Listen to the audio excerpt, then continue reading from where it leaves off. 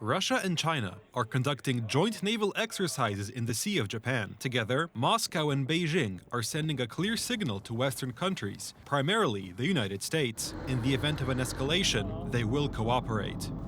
This, in turn, complicates the already difficult situation around Ukraine and directly affects the security of NATO's eastern flank.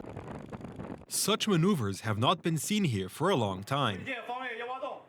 Both the forces involved and the scenarios played out by the Russian and Chinese fleets are a source of concern, not just to countries in the region.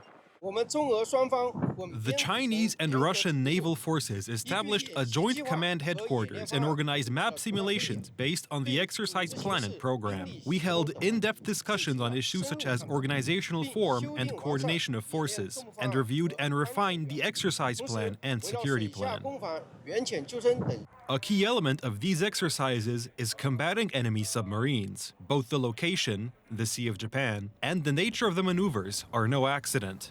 This is due to the tension between China and Taiwan, which has been growing for months. According to Western analysts, a Chinese invasion of the island could happen as soon as in the coming weeks. At the same time, the Russians are increasing pressure on Washington by openly threatening nuclear conflict. The White House takes such threats very seriously. The United States has sent 2 nuclear submarines to Russia. We just have to be careful. And a threat was made, and we didn't think it was appropriate. So I have to be very careful. So I do that on the basis of safety for our people. A threat was made by a former president of Russia, and we're going to protect our people.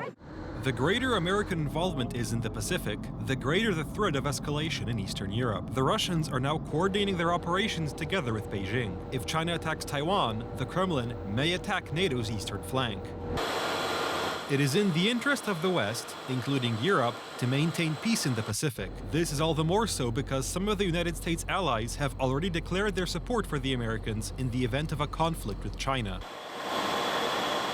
As China intensifies its pressure on Taiwan, I hope that we all, the West, America, the UK, all Europeans, will have the courage not to tiptoe away, not to be cowed by our desire to be deferential to Beijing.